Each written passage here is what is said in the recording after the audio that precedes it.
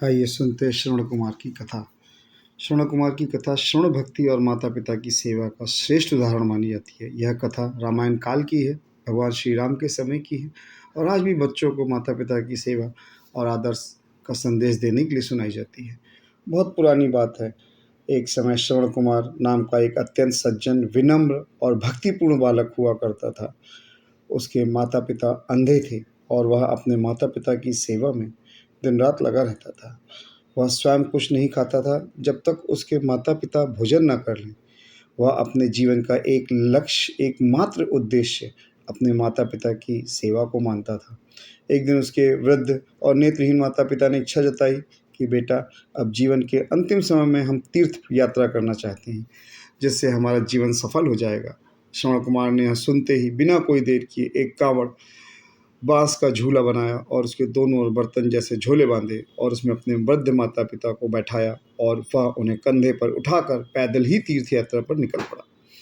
यात्रा करते समय एक दिन श्रवण कुमार एक जंगल में एक तालाब के पास रुका। उसके माता पिता को प्यास लगी हुई थी, तो वह जल लेने के लिए घड़ा लेकर तालाब की ओर गया। उसी समय राजा दशरथ, जो अयोध्या के राजा थे और बहुत अच्छे तीरंदाज माने जाते थे, शिकार पर निकले हुए थे।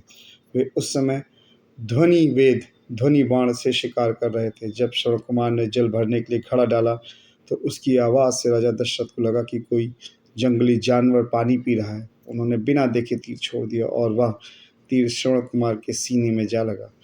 राजा दौड़ते हुए वहां पहुंचे और देखा कि उन्होंने एक निर्दोष तपस्वी बालक को मार दिया है। वह बालक पीड़ा में कराह रहा है और कह रहा है, हे राजन, मैंने अपने अंधे माता पिता को तीर्थ यात्रा पर लाया है। वे तालाब के पास प्यासे मेरी प्रतीक्षा कर रहे हैं। कृपया उन्हें पानी पिला दीजिएगा और मेरे मरने की बात बता दीजिएगा। यह कहकर श्रवण कुमार ने प्राण त्याग दिए। राजा दशरथ ने जब यह दुखद समाचार श्रवण कुमार के माता पिता को बताया तो उन्होंने अत्यंत विषाद और दुख के साथ कहा, हे राजन, आपने हमें जीवन का सबसे बड़ा दुख दिया है। हमारे पुत्र ने अपने प्राण देकर हमारी तीर्थ यात्रा कराई है। अब वह नहीं रहा तो यह हमारा जीवन व्यर्थ है। फिर उन्होंने भी भगवान से प्रार्थना कर वहीं प्राण त्याग दिए।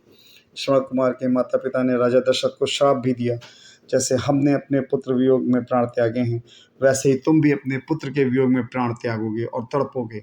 यह श्राप बाद में रामायण में सच हुआ, जब राजा भगवान श्री राम के वनवास के कारण वियोग में प्राण त्यागते हैं। इस कथा से हमें यह सीख मिलती है कि माता पिता की सेवा सबसे बड़ा धर्म है। कर्मों का फल अवश्य मिलता है, चाहे वह राजा ही क्यों न हो। त्याग, भक्ति और सेवा का मार्ग ही सच्चा मार्ग है। धन्यवाद।